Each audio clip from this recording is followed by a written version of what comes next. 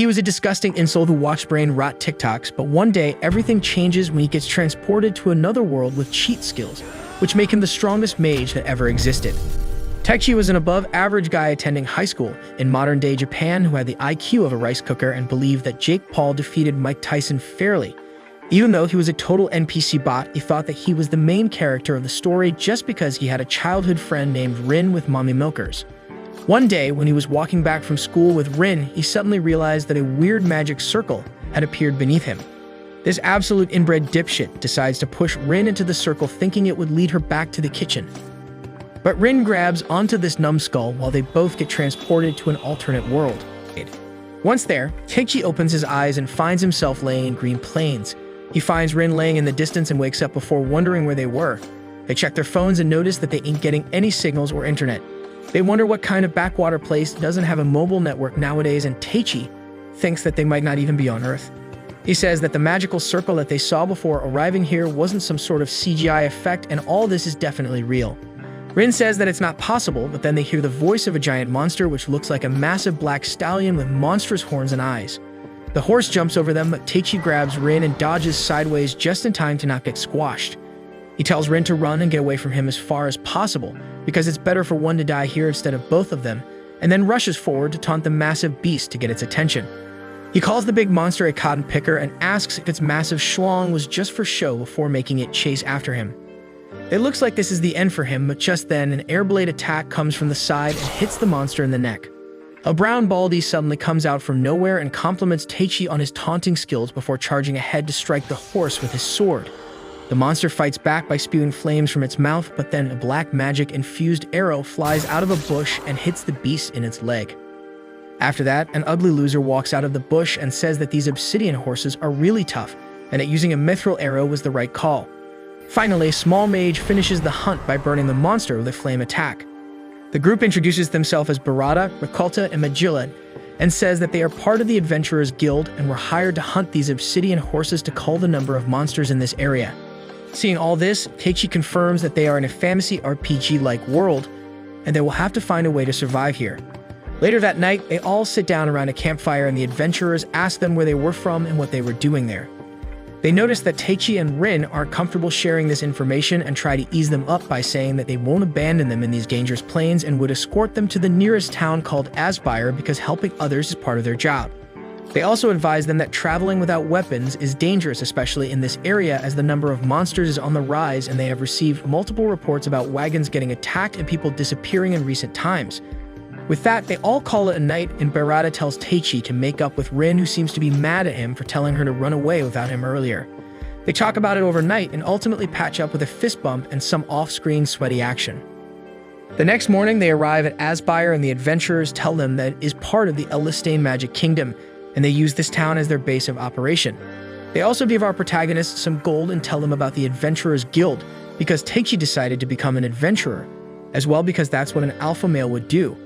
At the guild, they fill their admission forms and read the contract and realize that they can somehow read the language of this world. They note that they have been able to talk to the people of this world as well and understand them properly, so there must be some magic at play. After this, the receptionist says that they will go through a small magical aptitude test and brings out a crystal ball and tells them to place their hand on it, because having magic is a must for anyone looking to become an adventurer. Hearing this, they both feel disappointed because they think they don't have any magic, and Rin says that she will go first and places her hand on the ball. To the receptionist's surprise, the crystal ball shows 4 different colors, and she asks Rin just who she was. She then asks Taichi to do the same, and the crystal ball suddenly cracks when he puts his hand over it, and this makes the receptionist cream her pants, and she runs off to tell the guild master about it.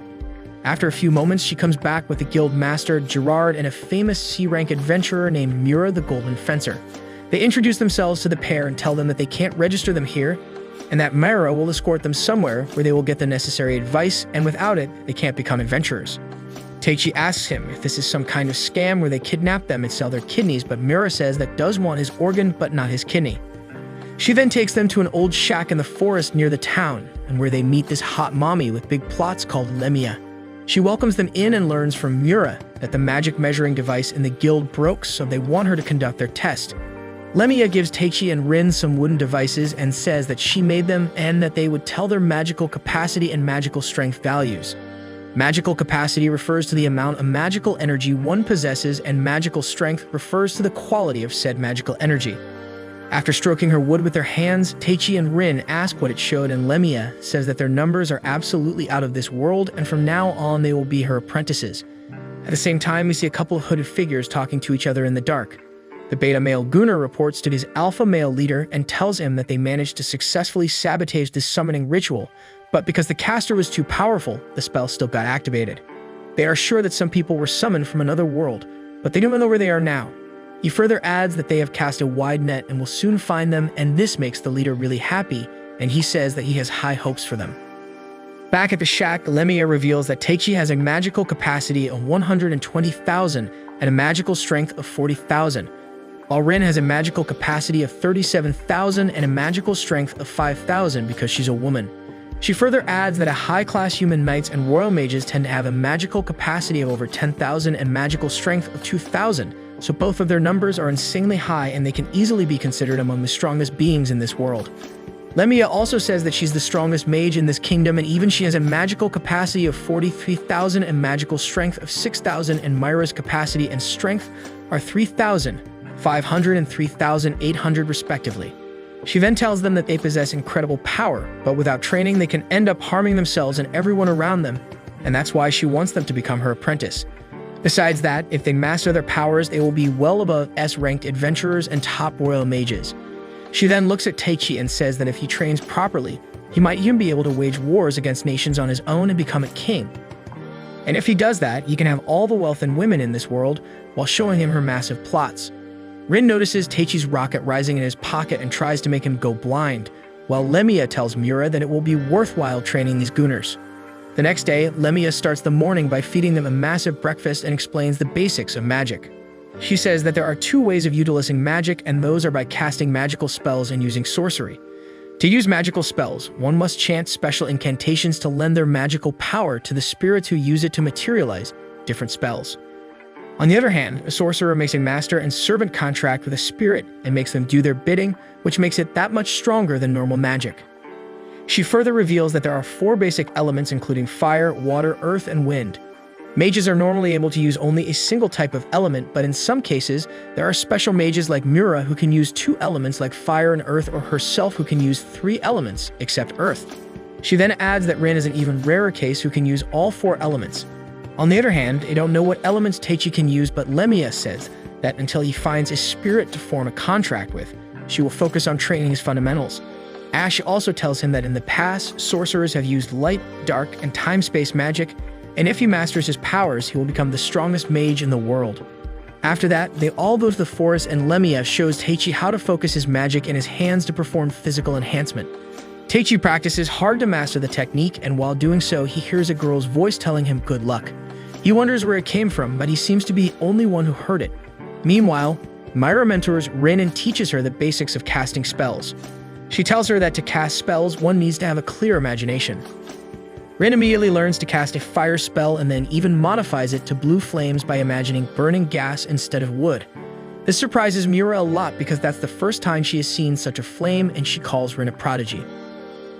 Later that afternoon, Rin comes to check up on Taichi, who feels quite defeated after doing a lot of hand practice. Seeing him like this, she decides to cheer him up, so Taichi decides to give it another shot and tries to focus his magic in his right hand. While doing so, he hears the same childish voice, giving him some tips on how to do it, and this helps him succeed as his hand starts glowing like a light bulb. He asks Rin if she heard the voice and wonders if it's a ghost or something, which makes Rin spooked. After that, they both walk in to have dinner, and Lemia praises them on their progress. She tells Mura to keep looking after Rin and tells Taichi to work on his left hand next and keep practicing until he can perform a full body enhancement. She says that until they find his attribute, this will be his main way of fighting, which suits him quite well being the Giga Chad he is. Later that night, Mira walks up to Lemia and asks her about the 2 newcomers. Lemia says that she will train them to the point where they can fight decently in 3 weeks because they should be able to fend for themselves in the upcoming war. She thought that the troubles of the capital won't bother her so far away, but it looks like things are going to get ugly quite soon. After a few weeks, we see Taichi and Rin taking a physical test to see how far they have come. Taichi fights a bunch of fen wolves while Rin cooks up a horde of rabbit monsters. Taichi is now able to control the amount of magical power he puts in his fists, and Rin is now able to cast basic spells without incantations while using multiple elements at once. While they are at it, Lemia and Mira look over them from a cliff and talk about how strong they have grown in such a short amount of time. Just then, they notice the pair facing an obsidian horse. But unlike their first encounter, now they are much stronger and able to take down the beast pretty easily and have it for dinner. Later that night, they all celebrate Taichi and Rin passing the graduation test, and Lemia tells them that they will be moving to Aspire the next day and taking their first job as adventurers. She also tells them that according to her, they are called the Lost Ones, which are people who come here from other worlds. She says that sometimes it's as a result of an accident, and at others they get summoned by a sorcerer capable of using space-time magic. This makes Taichi and Rin really surprised, and they ask her how she knew that, and she says that their abnormal amount of magic and occasional use of new words gave them away, and that's why she decided to take them as her apprentice, so they don't end up getting used by evil people.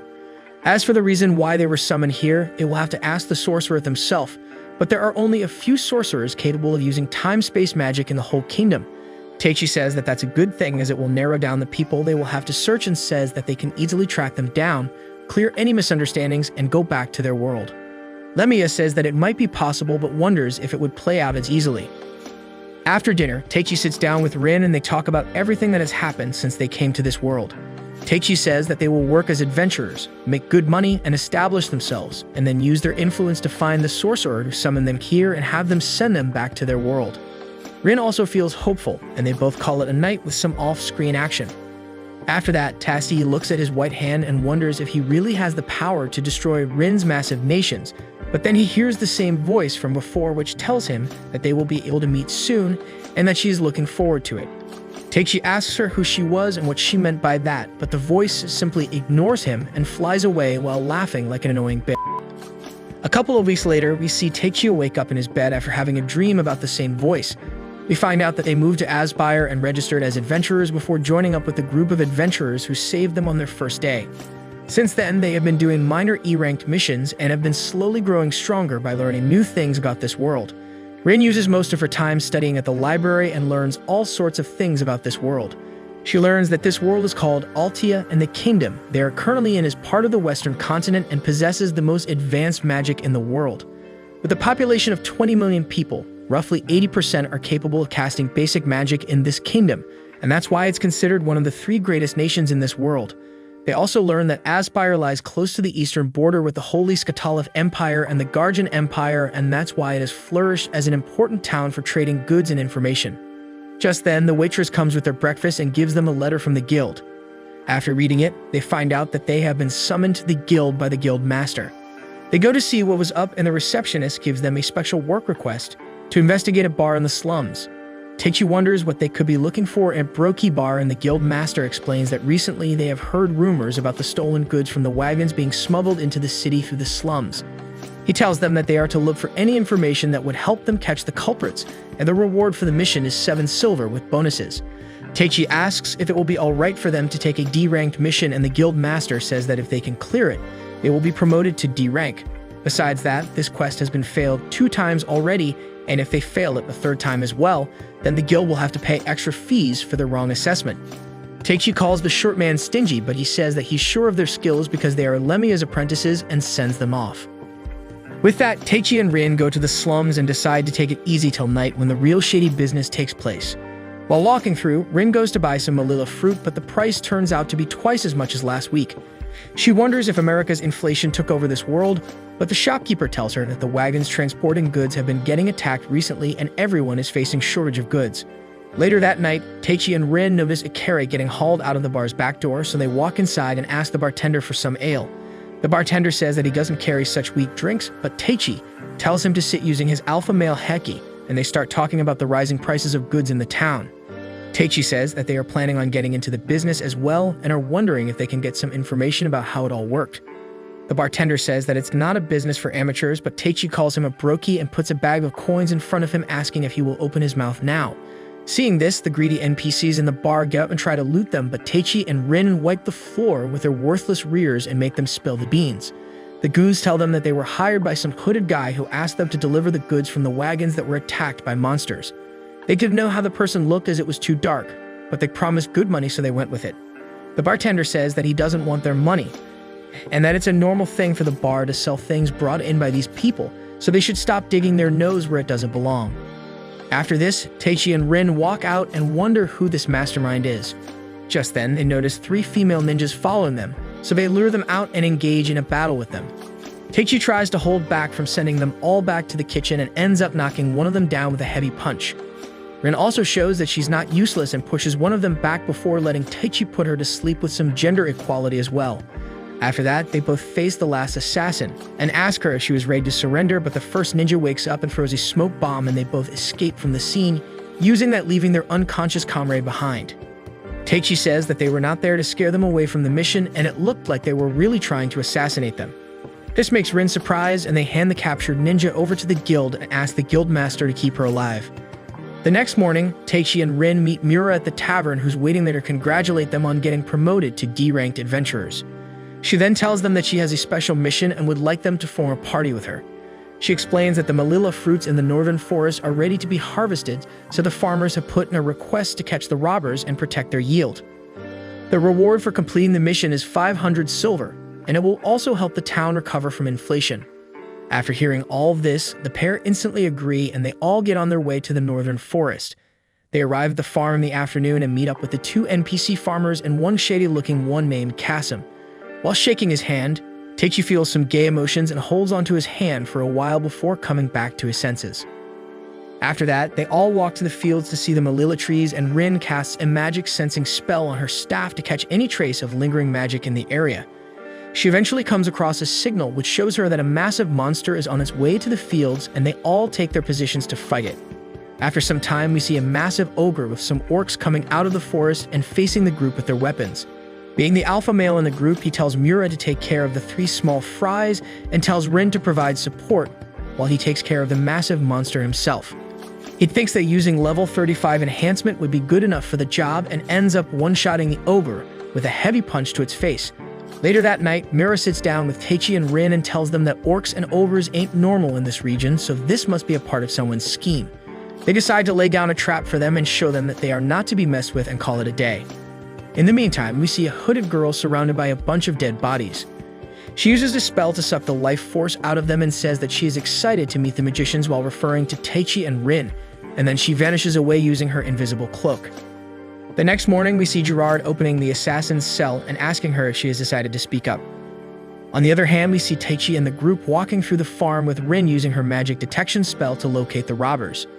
They eventually come across a bunch of footsteps and follow them to find a fire pit that has been recently put out. Rin says that she is detecting the presence of 3 people in the fields up ahead, and they rush forward to catch the 3 robbers red-handed. Taichi, Rin, and Miura step forward and make them surrender, and the 2 NPCs take them to the town guards and turn them over. In the meantime, Kasim thanks Taichi and the others for their help, and Taichi once again holds onto his hand for long. He says that they are really soft unlike the other farmers and asks him what his secret was. Kasim says that he's an overseer, so he doesn't use his hands a lot, but Miura adds that the orcs and ogres weren't common in this region, but somehow Kasim knew about them even though he's just a farmer. After hearing all this, Kasim starts laughing and reveals that he's the one who hired those men to steal the fruits and also the one who hired the magician to lure monsters into the fields. Taichi asks him why he did that, and he says that he did all this to lure the 3 of them here because he needs Taichi's strength to achieve his goal and wanted to test it himself. Just then, the invisible road lady, Grammy, steps out of her invisibility and surprises Miura from behind. She tells Kasim that he's really quick to run his mouth and says that she's the magician and was acting as Kasim's bodyguard. With that, their battle begins and Miura rushes forward to clash swords with Grammy and asks her why she didn't attack her when she was invisible. She says that assassinating is for cowards and it isn't her style because she loves clashing blades and overpowering her opponents with her own strength. They both strike each other multiple times and get in a power struggle, but then Rin decides to be useful and she shoots a fireball towards Grammy. This makes Grammy jump back and she counters the spell with a wind attack. Rin follows it up by summoning a dust tornado and stuns Grammy for a while to buy some time for Miura to finish her physical enhancement. Grammy strikes through the spell with her sword, but Rin keeps the offense up and attacks her with a water and earth element combined spell. On the other hand, Taichi prepares to fight Kasim and asks him if he is planning on taking him on without any weapons. Kasim says that he would instead have him fight his frost elemental and summons an icy monster besides him. Seeing the beast, Taichi thinks that he can one-shot it with a higher level of physical enhancement, but instead of connecting with it, he simply phases through the elemental. Kasim explains that the beast doesn't have a physical form and can only be defeated with fire magic. But unfortunately for him, he doesn't seem to know how to cast any spells. Taichi tries to attack the monster with his blade, but it doesn't do anything at all. The ice elemental strikes back with some ice magic and Taichi jumps around to dodge the spells. Kasim then takes out the life energy ball that Grammy created last night and feeds it to the monster, which turns it red and gives it a massive power boost. With that, the red elemental charges forward at an insane speed that knocks Taichi back with such force that it makes him bleed from his mouth. Kasim tells him to come with him nicely like a good boy, or else he will capture the girls and tell them the reality behind the birds and the bees story. In the meantime, we see Miura and Rin struggling against Grammy, who sends Miura back with a heavy punch and strikes Rin down as well. Feeling overwhelmed, the two mages decide to ramp up their power output and say that they are already familiar with facing a powerful mage while remembering Lemia. Grammy asks if they were taking her lightly so far, but Mara says that they are just going back to following their main plan, and with that, she enhances herself to level 40 and rushes forward to attack Grammy. They exchange some strikes, but then Rin charges in with a spell blade and surprises Grammy. Grammy jumps back to dodge the attack, but Miura kicks her back forward, and Rin follows up by converting her staff into a sword and forcing Grammy to block it with her sword. After that, she uses the spell blade in her other hand to strike her, and they burn a good chunk of her HP. After that, Rin casts the Dust Tornado spell and mixes gunpowder in it to make it flammable. After that, she lights the spell up with a fireball and blasts Grammy up. Grammy still manages to block most of the damage with her physical enhancement, but Myra takes this chance to strike her down with her fiery blade and puts an end to their fight. After that, they stand in front of her and tell her to surrender, but Grammy gets up while licking her blood like a pervert and says that she would love to fight them again once her wounds heal, and that she would win the next time. Just then, Kasim speaks up and tells the girls to surrender unless they want to see Taichi get pounded by his red elemental. The girls think about it for a while and feel depressed, while Taichi wonders how it ended up like this, and if he wasn't supposed to have the power to destroy nations. While cursing his weakness, he falls unconscious and hears the same voice from before in his dream. They ask him if he wants power, and Taichi says that he wants to be able to bash the stupid-looking guy's face into the ground and make him regret ever messing with them. The voice introduces herself as the wind spirit named Ariel and says that this would be an exception, and as she would be breaking rules, it might feel as painful as death, but if he still wants this power, she will lend it to him. Taichi agrees, and we see him transform into full-on avatar mode as he stands up with a thick, windy aura surrounding him. Kasim makes the red avatar charge at him once again and sends him back flying, but Taichi stands back up and says that tanking that hit felt like a kitten hit him with its paw. The red elemental then launches a flame breath attack towards him, but Taichi unleashes his other Heki and strikes back with a strong wind stream that destroys both the flame attack and the red elemental in one go. Seeing this, Kasim and Grammy start running away. Taichi tries to stop them, but then he feels the pain Ariel told him about and he falls to his knees. Taichi still manages to unleash one last attack before fainting and takes Kasim's right arm out with it, officially making him the most pathetic one-armed anime character. After a few days, we see Taichi waking up in Lemia's house and wondering how he got there. Just then, Lemia walks in and he asks her the question, but then his stomach starts growling and they both head down to have a meal. Taichi ends up eating like Goku, and Lemia tells him that he had exhausted all of his magic in the last battle and was out for a whole week. She explains that normally people replenish their magic overnight, but if they use up all of it, it can put them in a coma-like state for a longer period of time to recover. She tells him that Miura and Rin brought him here when he didn't wake up after a day, and then asks him for the details of what happened in the northern forest. Taichi tells her everything, and she says that Kasim must have used a Crimson Pact on the Frost Elemental. It's a forbidden ritual which uses the life force of beasts and humans, and eating one can bring out an enormous amount of magic far beyond the user's capacity. Taichi says that in that moment he really felt like he was a goner, but then he heard a voice which introduced itself as Ariel and gave him the power to fight back. Hearing this, Lemia becomes really surprised, and she gives us this fine shot of her treasure. She says that now she knows what kind of sorcery Taichi is capable of doing and explains that he's a summoner. Summoners are much like shamans who form a pact with spirits and are granted the rights to perform stronger magics based on their bond. But a key difference between them and summoners is the ability to listen to the spirits. She further adds that in this world, spirits are of the highest order, ranking even higher than dragons who are superior to humans. As such, humans ain't able to see or hear them except for summoners who can command spirits and have them cast spells for them. And because these spells are cast directly by the spirits, they are much stronger than those cast using a medium such as shamans or mages. After learning how his insane raise haki attracted his spirit and made him a summoner, he walks out to get some coffee before meeting up with the girls. He asks the waitress if she knew where they were, but she says that they haven't returned since leaving this morning. Taichi decides to find them himself and walks out, but then he runs into a couple of Discord mods ganging up on a pretty girl. He steps forward and tells them to leave her alone, and the girl uses this chance to free herself and grab Taichi's arm. She acts as if he's her lover and convinces him to play along using her massive plots. One of the Discord mods tries to punch Taichi and tells him to mind his own business, but Taichi dodges back and puts the guy to sleep using a kick to his neck. Seeing this, the other guy freaks out and grabs his buddy, and they go back to their mom's basement. Once they are gone, the girl thanks Taichi for saving her, but he says that she looked like she could handle them herself. He points out that she was able to free herself from their grip and even managed to follow his sudden movements when he stepped back to dodge the attack. Besides that, she didn't seem fazed at all by the fact that he laid a guy down with a single kick. Hearing this, the girl tells him that it's because this is not the first time they have met and mentions that he was quite rough with her on their first meeting. This makes Taichi wonder if she's his sister from Alabama, but then she introduces herself as Anastasia and reveals that she's actually the ninja girl that he knocked out and handed over to the guild. Meanwhile, we see Kasim's boss, who calls himself the Emperor. He praises Kasim for getting all the info he got about Taichi and Rin and says that his arm was a small price to pay for that. He then turns to Grammy and says that she needs some modifications to serve him better and puts a special spell on her hand. He then gives a new side quest to Kasim and tells him that it will just be a small prank and would be a good way for him to feel less salty during the one-armed club.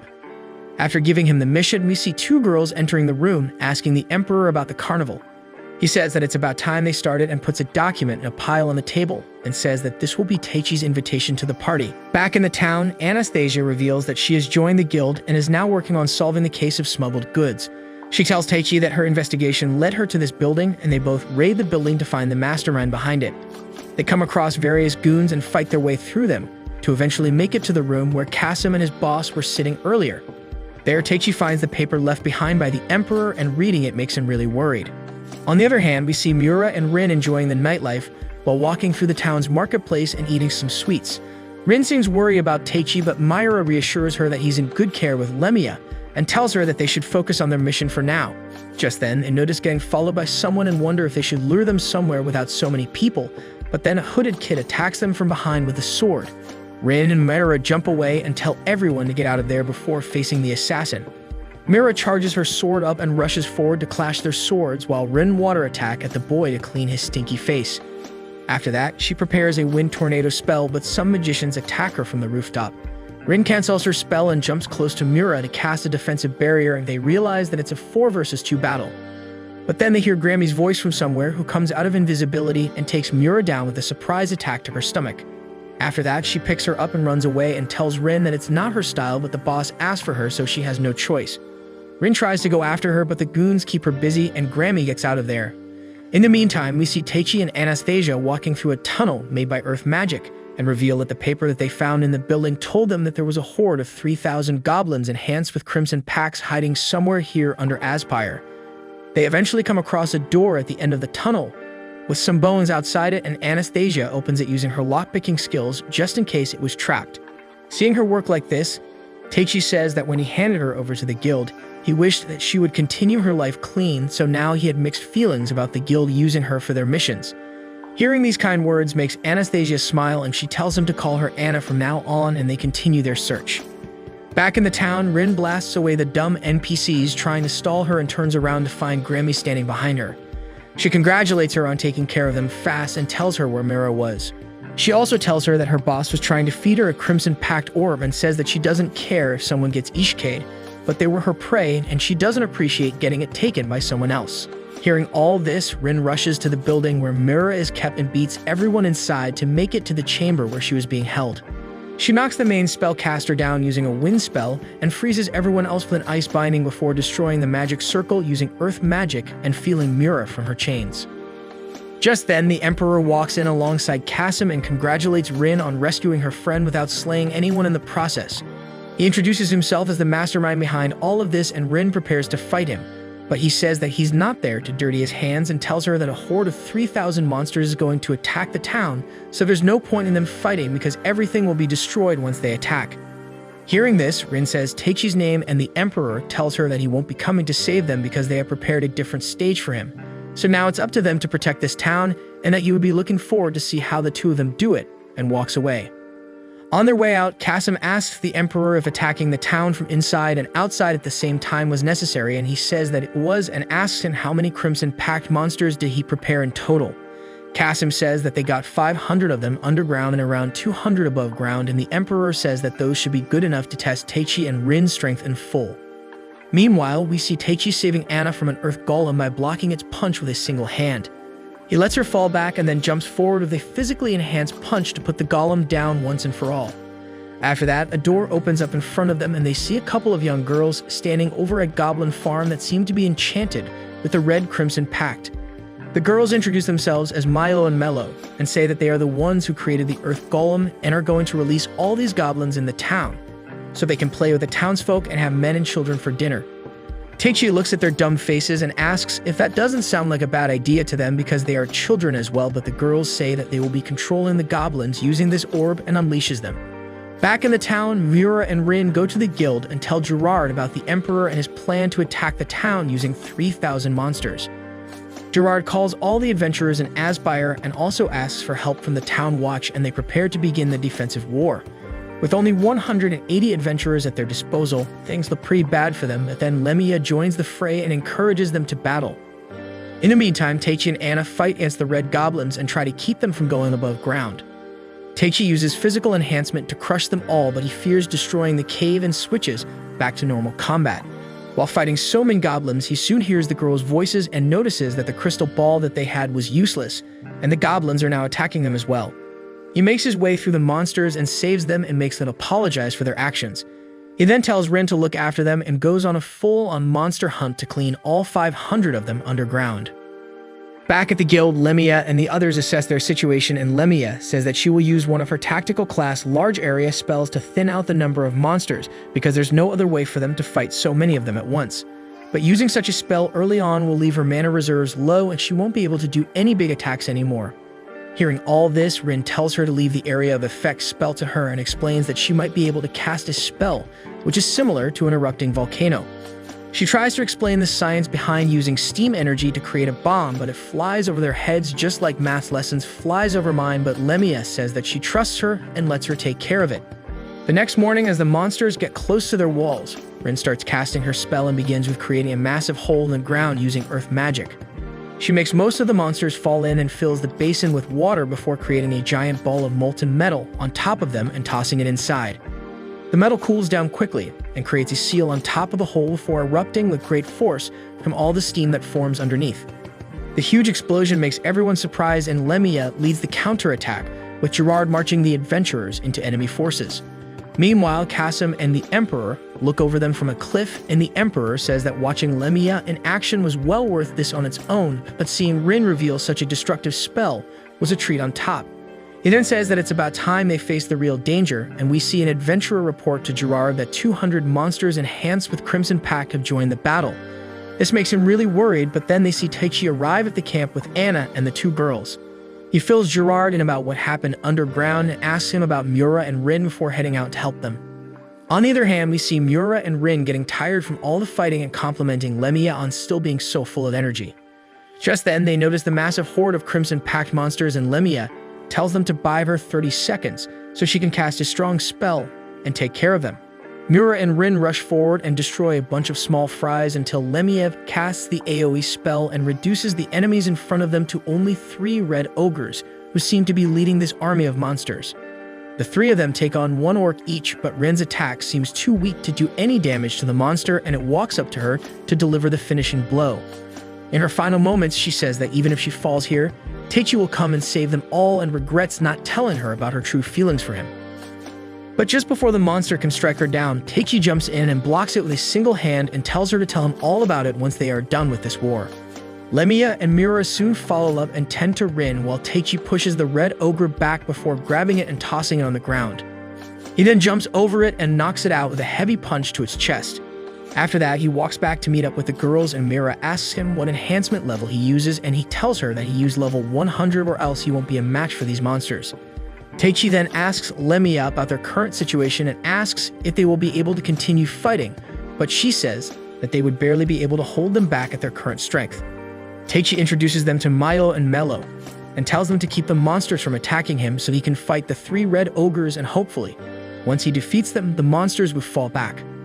With that, Taichi challenges the 3 ogres to a battle, and we see Kasim and the Emperor looking at the battle, where the Emperor says that it is all according to what that lady planned, while referring to a secret mastermind who's even above him in this scheme.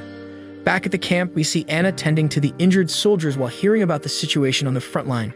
She decides to put her faith in Taichi, but then a hooded figure walks past her and whispers something in her ear, which makes her walk towards the battlefield like a mindless puppet.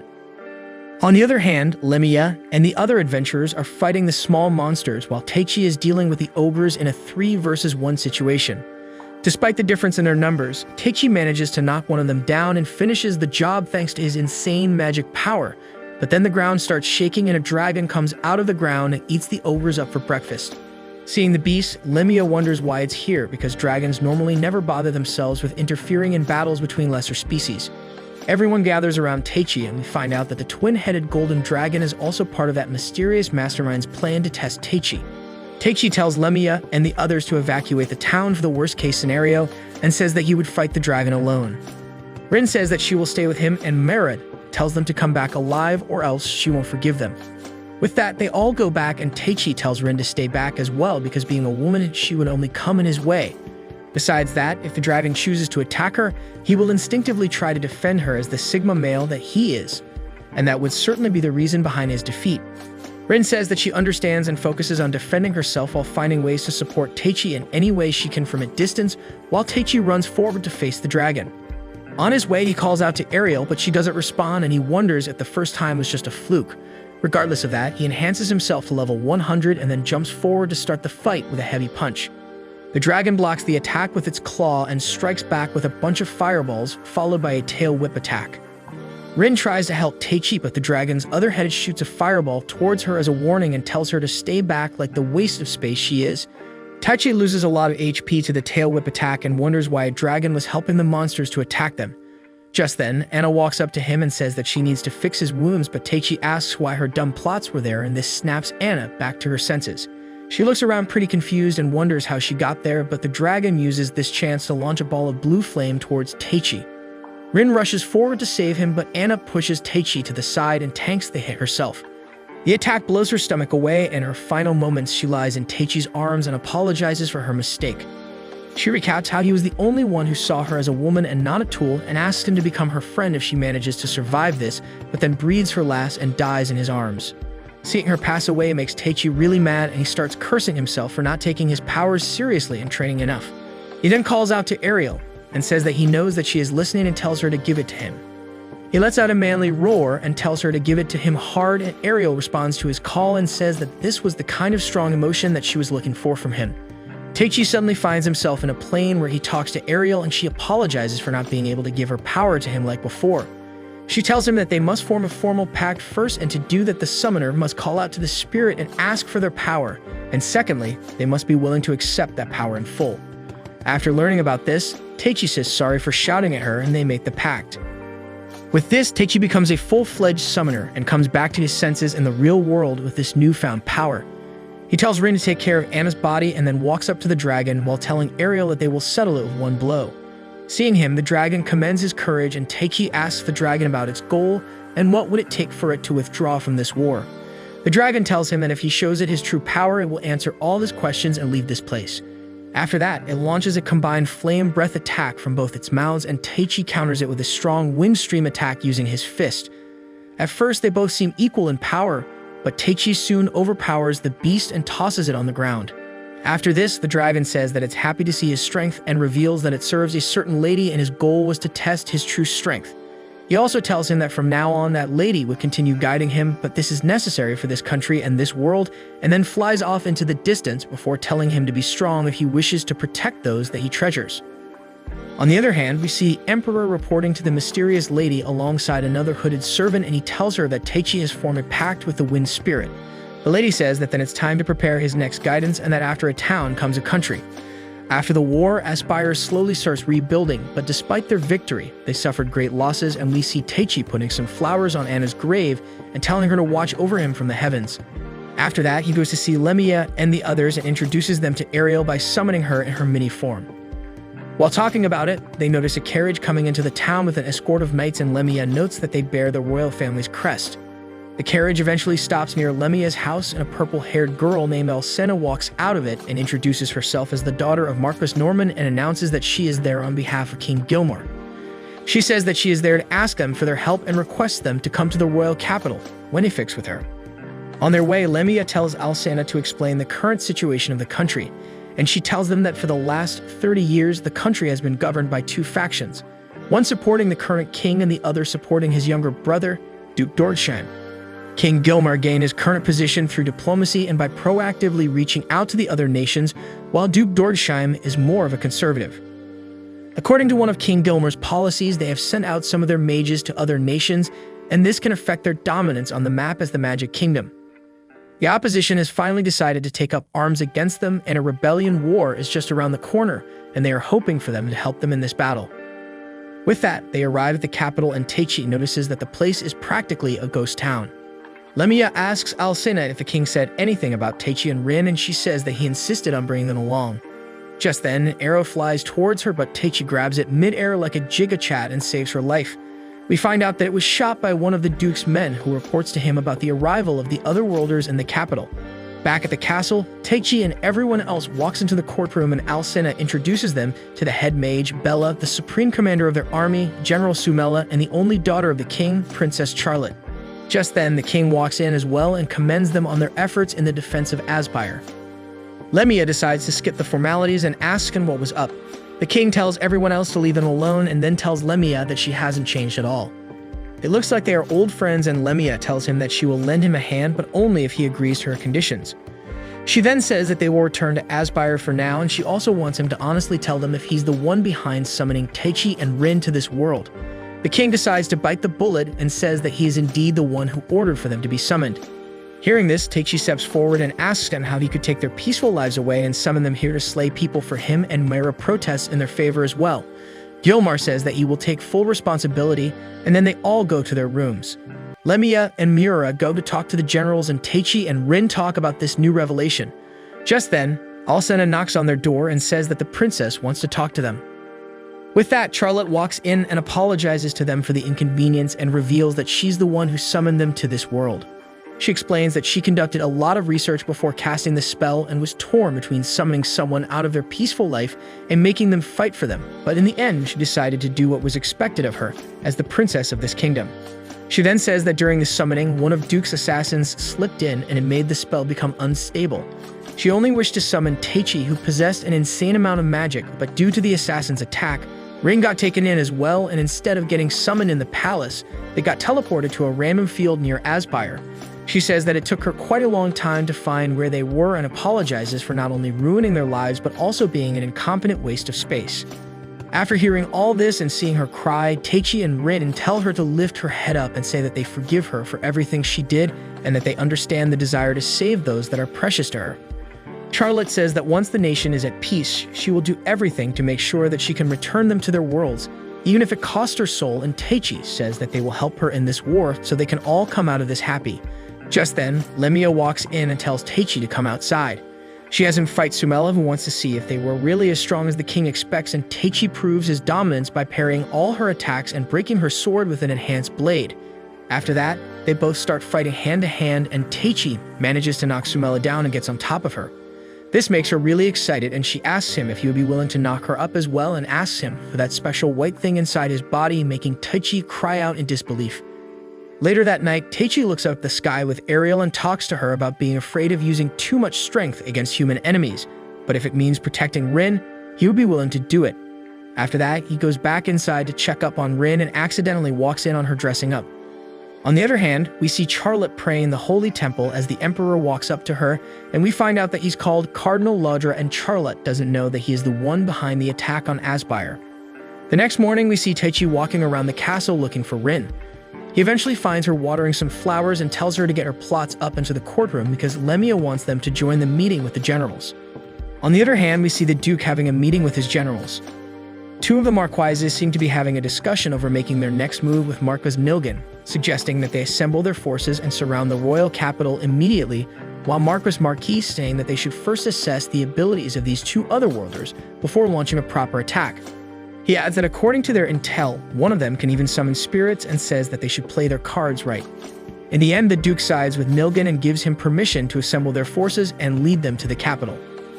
On the other hand, Sumela and Bella report to the king about the Duke's army marching towards Wenifix and tell them that they have 3,000 soldiers ready to deploy with another 6,000 on standby. Bella says that she also has 300 mages ready to fight with another 600 as backup. The king tells them to defend the capital with all their might, and they move to the tactical meeting room where they form a plan to meet with the Duke's forces in the south the next morning, with Taichi and Rin helping them as well. Taichi feels worried about using his powers against humans, but Lemia tells him to grow some balls, and Sumela encourages him with a promise to marry him after the war, making Taichi that much more worried. Later that night, Taichi goes to see Rin, who seems too tense about participating in this war.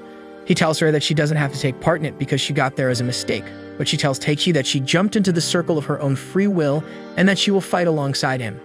She also tells him to spend the night in her room, and they both sit down together, with Rin resting her head over his shoulder. It looks like Taichi will finally become a man tonight, but as he tries to grab her hand, he notices something and tells her that it's time to call it a night. Meanwhile, we see Miura and Lemia talking about Rin over some tea, and Myra decides to go check up on her, but Lemia notices something while looking outside the window and says that she might have become paranoid as well.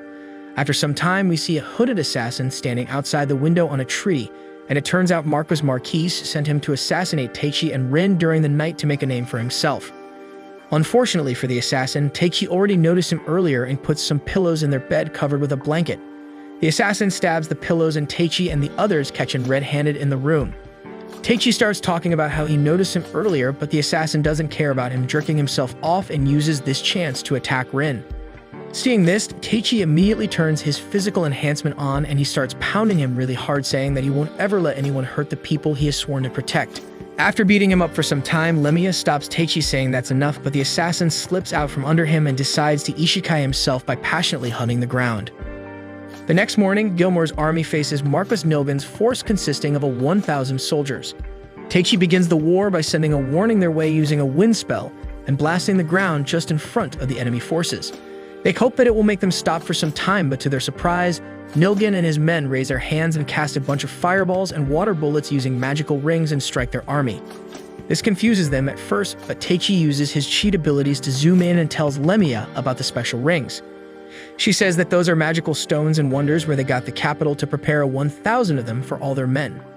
She then adds that these rings can use up the caster's life force if they run out of magic and continue casting, and it can be lethal if someone without proper understanding of magical items uses it.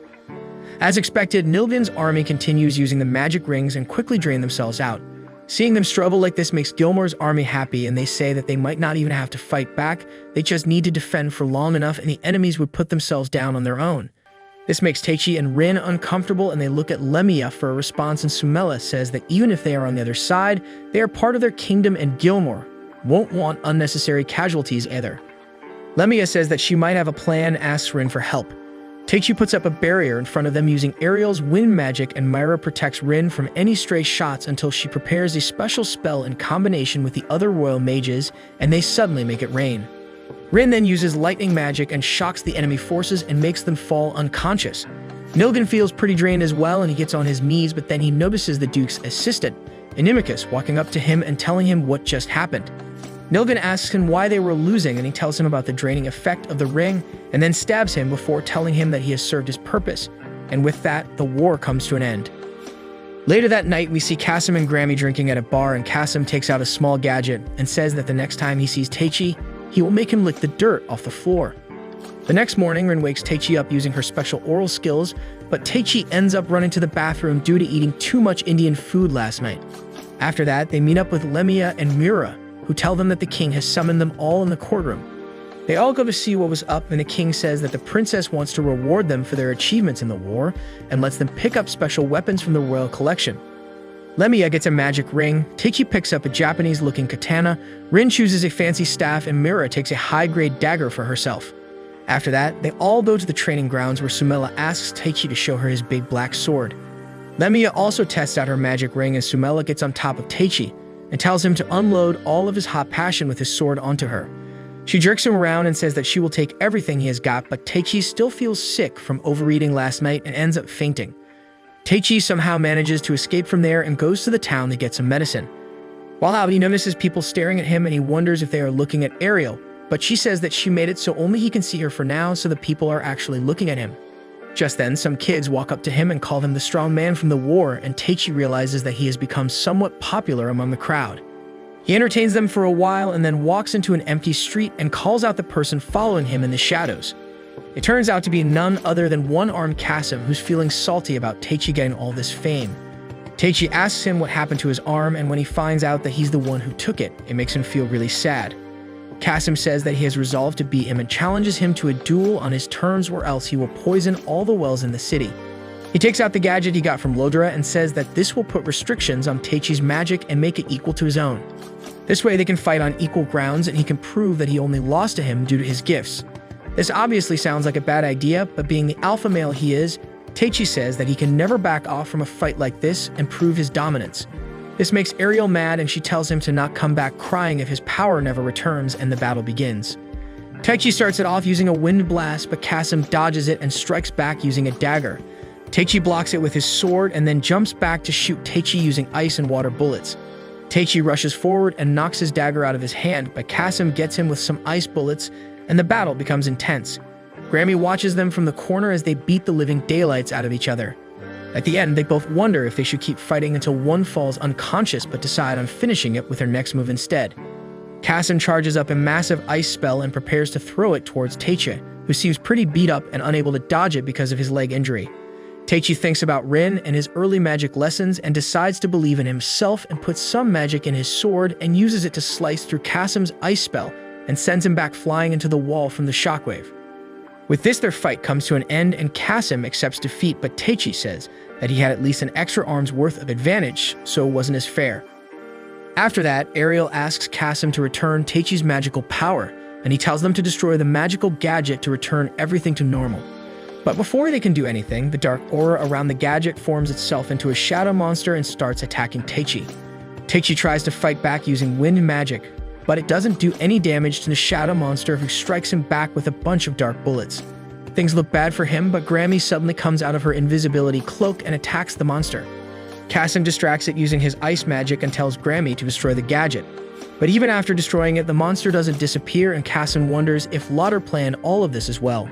Taichi notices that his powers are back at least, and he says that he will blow the monster away with one attack and tells Ariel to compress the surrounding air to form lighting and strikes the monster away with a lightning slash using his sword.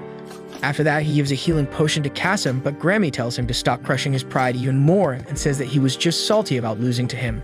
But now that they have fought on equal terms, he has accepted his defeat and would probably work hard to get stronger. She then helps him up and walks away with Kasim, who now seems to have developed a healthy rivalry with Taichi. Just then, the city's bell starts ringing and the speaker announces that the Duke's army has declared war. Taichi runs back to the castle to meet up with Rin and everyone else, and they all prepare for the war that's going to start the next day. At the same time, we see Laudra reporting to the mysterious lady about how Taichi dealt with the shadow monster, and she tells him to proceed with their next guidance. We also see the other hooded figure beside them, who looks quite similar to Animecus. The next morning, Duke Dortisheim addresses his army before marching towards the capital, and Marcus Marquis asks for his permission to deal with the Otherworlders and Lemia on his own, as he has made the necessary arrangements and won't disappoint him like Nogan. After that, the Duke marches towards the capital and both armies come face to face. He asks Animecus if they have any chance of victory, and he says that Marcus Marquis would take care of everyone other than Taichi, but he will make sure that he's not a problem for them himself. On the other hand, Ilma raises his soldiers' morale with a speech and tells them to carve a path to victory for their kingdom as its heroes. With this, the war begins, and we see men clashing swords and magical spells getting tossed all over the battlefield. Rin and Miura dominate the battle, with Lemia destroying her opponents by using spells from her new magical ring. But then they all get paired against their matches that Marquis prepared for them, and we see an ranked adventurer named Suzora face Rin.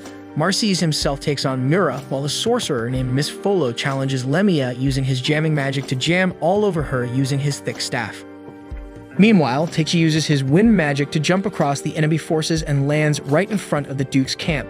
While they are talking about their battle strategy, he simply walks in and tells the Duke to surrender. Dorishan tells everyone except Animecas to walk outside, and he talks to Taichi about his proposal. Taichi says that if he tells his men to surrender right now, he will make sure that the king shows him mercy. Otherwise, he has enough power to beat him up and bring his head back to the king himself. Hearing this, Dorishan asks him why he doesn't become a king himself, and Taichi says that it would be too much of a hassle, and he doesn't want to become hated by thousands of people by becoming a dictator who does whatever he wants. Hearing this makes Dorishan laugh, and he says that growing up in a peaceful world can really change a person's view, but then he tells Taichi that it's a matter of pride, and sometimes people with power must go along with their decisions even if it results in their demise. Taichi looks at his dumb face and wonders if he has gone senile like Joe Biden, while we see Animecas cooking up some dark spell behind everyone's back, which makes everyone in their army drink his dark juice. Back on the battlefield, Lemia faces Miss Folo and asks him if he's just planning on wearing her down. He attacks her using ice magic, but she blocks it by summoning flames from the earth. He then sends out a bunch of ice bullets towards her, but she blocks them using defense magic and shoots him down using a wind blade. This surprises the old mage, and he accepts his defeat and tells Lemia to finish him off, which she does using a massive fireball. At the same time, Mira fights Marcise using her flaming sword, but he knocks it up into the air and thinks that he will get to taste some elf meat tonight, but then she zooms past him and slices his neck using the dagger she picked up from the royal collection. Rin, on the other hand, seems to be having trouble finishing her opponent. Suzura keeps the offense up and forces Rin to play on the defensive. It goes on for some time, but Rin finally finishes analyzing her moves and abilities and prepares to end the battle. She prepares to strike her with a fling spell, but Suzura jumps down and strikes the earth and makes Rin fall back. Rin switches to ice magic and shoots some icicles towards her, but Suzura strikes them all away, only to realize that they were a distraction as she sees Rin on top of her with a massive fireball above her head. Rin shoots it down and takes a huge chunk of Suzura's HP down. But then they notice the fallen soldiers around them acting weird as they surround them like zombies, and Rin tells Suzura to join her if she wants to live, and they team up.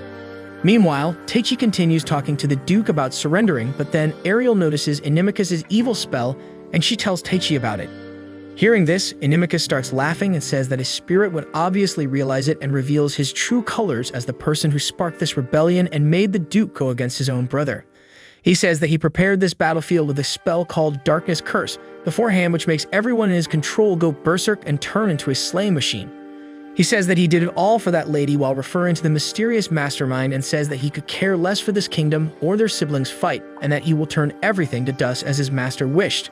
With that, he starts spreading the spell throughout the battlefield and turns into a demon as well. Back on the battlefield, we see Lemia and Bella observing the spell over their heads and explaining that it's the same spell that was used 200 years ago during the battle between their neighboring nations, the Holy Skatalav Empire and the Garjan Empire. While the battle was pretty quick, the fallen soldiers turned into berserking zombies who attacked friends and foes alike.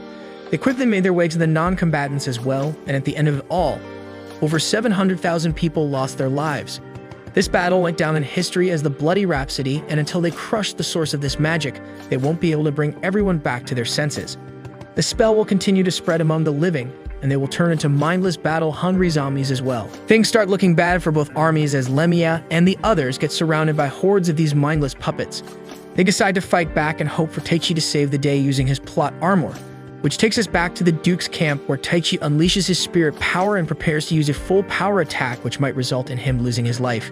He resolves to use everything this time to save his friends, but just before he can unleash all that power, Ariel stops time and says that she has been lying to him. She apologizes to him and says that she was afraid of her own power and didn't know how it would affect Taichi, and that's why she only appeared in front of him in this semi-original form. She then says that after seeing his resolve, she now believes that he's ready to experience her in her real body, and tells him her real name, which turns out to be Sylphide. After that, time starts flowing back normally, and Rin makes her way to Taichi alongside Suzura and hugs him. Taichi notices that her leg is injured and says that he will end this war now so they can return home. He then raises his hand and calls Sylphie out and uses a special spell to break the Darkness Curse magic circle. This makes everyone really surprised, and Suzura reveals that Sylphide is the name of the Queen of Spirits, and she is considered one of the 4 strongest spirits in the whole universe. With this, everything returns to normal, and Taichi says that he still needs to take care of the one behind all this and prepares to fight Animecas in his devil form. He then charges up his new power, and they both fly up in the sky to start a Dragon Ball Z-style fight. They clash against each other a couple of times before Taichi asks him about the mysterious lady. Animecus says that she is the ruler of this world and is the one who planned everything from his birth to his summoning in this world to this day, where he unlocks his true power as a summoner.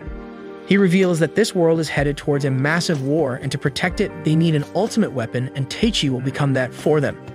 He further adds that all these battles that he fought so far were part of the lady's plan to make him stronger, and he too is just a mere pawn in her grand scheme. Taichi asks him for her name, but Animecus says that it's not yet time for him to know that, which makes Taichi really mad, and she says that he won't accept losing friends and so many lives over such a BS excuse. He continues punching the demon and eventually overpowers him as his rage builds up, and he starts pounding him with his punchies until he lands a heavy hit to his stomach and makes him crash down into the ground. He then stands over him, and Animecus tells him to deliver the finishing blow, as being soft is his only remaining weakness, but Taichi tells him that he left his humanity behind when he accepted this power and evaporates him using a strong lightning attack. With this, the war comes to an end, and we see Taichi waking up in the castle with Rin, Lemia, and Mira by his side. They fill him in on everything since he defeated Animecus and Alcena, and Charlotte also runs in to ask if he was alright. Apparently he ran out of magic and was asleep for many days, but now he was considered the hero of this kingdom. The king grants them the title of the advisors to the royal army and makes them join their ranks as special forces meant to be summoned when the kingdom is in trouble. Gilmar also puts his brother down for the act of rebellion, and peace returns to the kingdom for the time being. We see Taichi wondering about how he might turn into a monster as well due to this power, but Lemia reassures him that no matter how much power he gains, he will remain a human if his heart is in the right place. She cheers him up, and they all decide to return to Aspire to continue their training.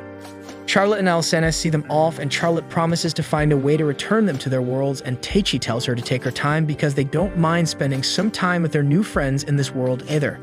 With that, they get on their way back to Aspire, and Taichi says that he will grow strong enough to never let any of his friends get hurt ever again, while we see the mysterious mastermind lady watch over him through her crystal ball.